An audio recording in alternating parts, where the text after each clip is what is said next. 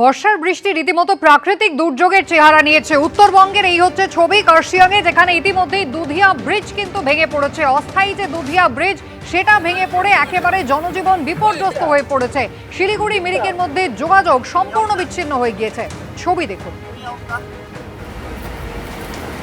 কার্শিয়াঙে এই হচ্ছে অস্থায়ী দুধিয়া ব্রিজ। গত বছর থেকে আপনারা জানেন যে অস্থায়ী দুধিয়া ব্রিজ দিয়েই কিন্তু যোগাযোগ রাখা হচ্ছিল এবং যানবাহন পর্যন্ত চলাচল করছিল এই অস্থায়ী ব্রিজ দিয়ে। কারণ আসল যে ব্রিজ সেই ব্রিজ কিন্তু নির্মাণ হওয়া ইতিমধ্যেই শুরু হয়ে গিয়েছে, কিন্তু একটানা প্রবল বৃষ্টি আর তার জেরে এই অস্থায়ী দুধিয়া ব্রিজ ভেঙে গিয়েছে।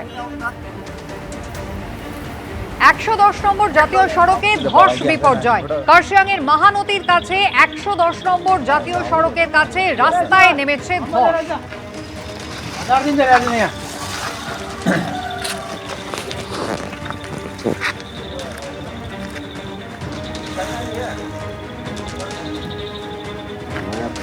যানবাহন চলাচল একেবারে বিপর্যস্ত বলাই যায়। ছবি দেখতে পাচ্ছেন, পাহাড়ে বিভিন্ন জায়গায় ছোট বড় ধস নেমেছে।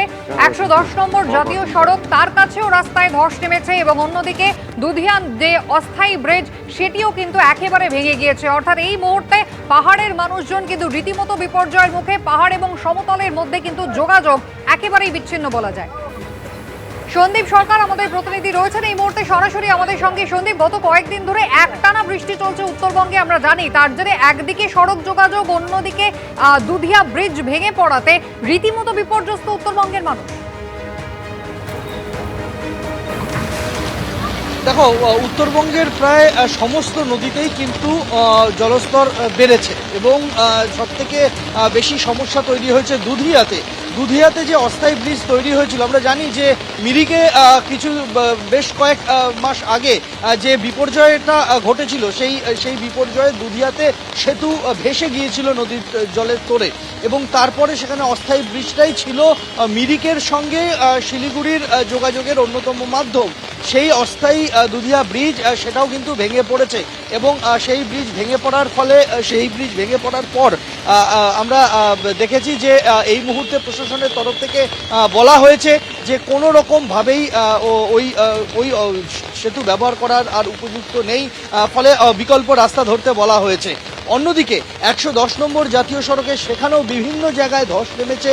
110 নম্বর জাতীয় সড়কে ধসের ফলে শিলিগুড়ির সঙ্গে পাহাড়ের যোগাযোগ সেটা বিপর্যস্ত হয়েছে।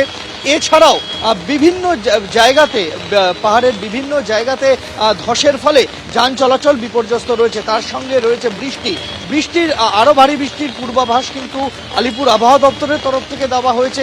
ফলে একদিকে বৃষ্টি, তার ফলে নদীর জলস্তর বাড়া এবং ধস, এই তিনের জেরে কিন্তু উত্তরবঙ্গে, মূলত পার্বত্য উত্তরবঙ্গে, সেখানে জনজীবন এই মুহূর্তে কিন্তু যথেষ্ট সমস্যার মধ্যে রয়েছে এবং এই বৃষ্টির পরিমাণ আগামী কয়েকদিনে আরও বাড়বে, এমনটাই কিন্তু আশঙ্কা করা হচ্ছে। একেবারেই আশঙ্কা কিন্তু ইতিমধ্যেই রয়েছে, আগামী কয়েকদিনে বৃষ্টির পরিমাণ বাড়বে। আলিপুর আবহাওয়া দপ্তরও কিন্তু ইতিমধ্যেই তা নিয়ে সতর্ক করেছে। ছবিটা একবার দেখুন, কি ভয়ানক পরিস্থিতি। গত বছরের বিপর্যয় তো ছিলই, তার উপরে এবছরে প্রাক বর্ষার বৃষ্টি কিন্তু অতিরিক্ত হচ্ছে উত্তরবঙ্গে। দুধিয়ার যে অস্থায়ী ব্রিজ সেটাও ভেঙে পড়েছে, ফলে যোগাযোগ কিন্তু একেবারে বিচ্ছিন্ন হয়ে গিয়েছে। গত বছর অক্টোবরে দুর্যোগের জেরে গড়ে তোলা হয়েছিল এই অস্থায়ী সেতুটি। এখান থেকেই কিন্তু শিলিগুড়ি মিরিক রুটের গাড়ি চলাচল করছিল, কিন্তু গতকাল রাতের বৃষ্টিতে বালাসর নদীর জলস্তর ক্রমাগত বাড়তে থাকে আর তার জেরে এই অস্থায়ী সেতুটিও কিন্তু ভেঙে গিয়েছে।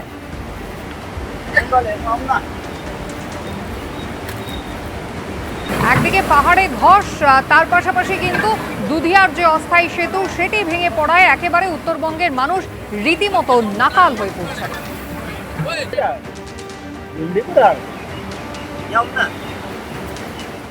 উত্তরবঙ্গের পর এবার দক্ষিণবঙ্গের ছবি আপনাদের দেখাই। সেখানেও কিন্তু সকাল থেকে আকাশ একেবারে মেঘলা রয়েছে। ইতিমধ্যেই 10 জেলায় হলুদ সতর্কতা জারি করা হচ্ছে। বলা হচ্ছে আগামী 2-3 ঘন্টার মধ্যে বজ্রবিদ্যুৎ সহ বৃষ্টি আসার সম্ভাবনা রয়েছে।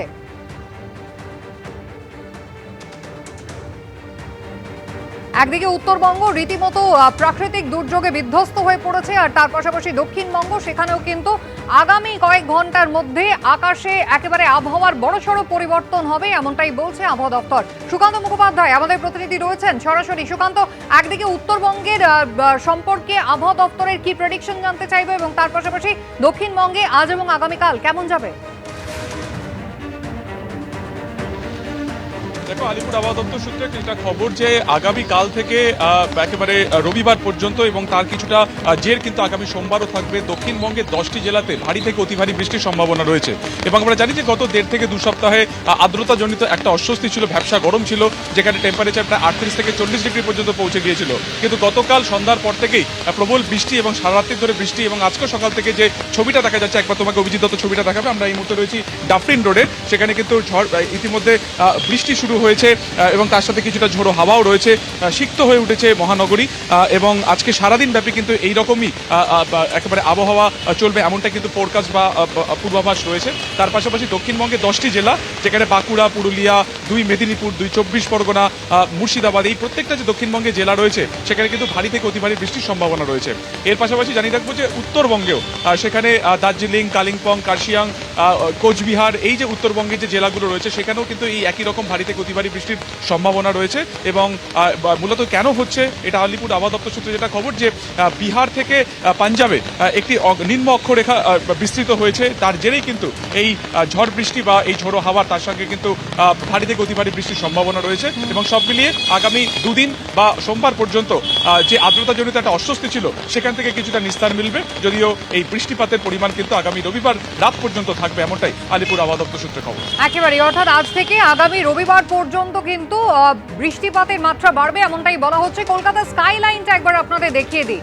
এই হচ্ছে ইএম বাইপাস থেকে কলকাতা স্কাইলাইন। এই মুহূর্তে একেবারে ভারী দেখতেই পাচ্ছেন, মেঘে কিন্তু আকাশ একেবারে ঢেকে গিয়েছে, কালো মেঘ। ঘড়ির কাঁটা বলছে সকাল 9:35, অর্থাৎ একেবারে ভরা অফিস টাইম। যদিও আকাশ কিন্তু বলছে আজকে মন কিছুটা হলেও ছুটি ছুটি। যদিও 10টি জেলায় হলুদ সতর্কতা ইতিমধ্যেই জারি করা হয়েছে। আগামী 2 থেকে 3 ঘন্টার মধ্যে বজ্রবিদ্যুৎ সহ বৃষ্টির সম্ভাবনা রয়েছে। ইতিমধ্যেই কিন্তু বৃষ্টি শুরু হয়ে গিয়েছে জেলায় জেলায়। হাওড়ার ছবি আপনাদের দেখাই। ইতিমধ্যেই কিন্তু বৃষ্টি শুরু হয়েছে, গতকাল রাত থেকেই বেশ কিছু জায়গায় বৃষ্টি চলছে, সকাল থেকে মুষলধারে বৃষ্টি হাওড়ায়।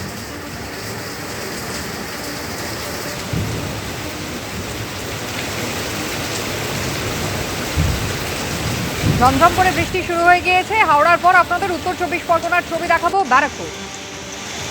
এই দেখুন, একেবারে আকাশের মুখ কিন্তু ভার। আজকে দিনভর মোটামুটি এরকমই কাটবে, আলিপুর আবহাওয়া দপ্তরও বলছে। রবিবার রাত পর্যন্ত কিন্তু ভারী থেকে অতি ভারী বৃষ্টির সম্ভাবনা রয়েছে।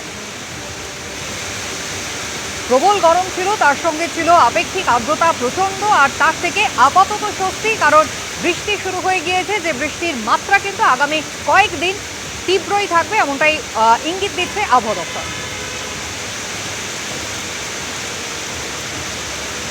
আর শহরের স্কাইলাইন আপনাদের আরো একবার দেখিয়ে দিই। দেখুন, ইএম বাইপাস থেকে আমাদের অফিস থেকে একেবারে সেই স্কাইলাইন আপনারা দেখতে পাচ্ছেন, যেখানে একেবারে ভরা মেঘ, যাকে বলে জল ভরা মেঘ, আকাশে ভেসে বেড়াচ্ছে। যে কোনো সময় বজ্রবিদ্যুৎ সহ বৃষ্টি হবে, ইতিমধ্যেই কিন্তু পূর্বাভাস দিয়েছে আবহাওয়া দপ্তর। সপ্তাহান্ত কিন্তু আজ থেকেই শুরু হয়ে গেল, আর তারই মধ্যে কিন্তু প্রবল বৃষ্টি। দিনভর দফায় দফায় বৃষ্টি যেমন চলবে, বৃষ্টির মাত্রা কিন্তু আজ থেকেই বাড়বে বলছে আবহাওয়া দপ্তর।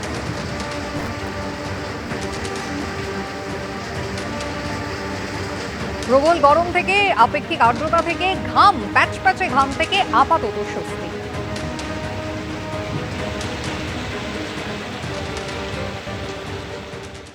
এবিপি আনন্দ, এগিয়ে থাকে, এগিয়ে রাখে।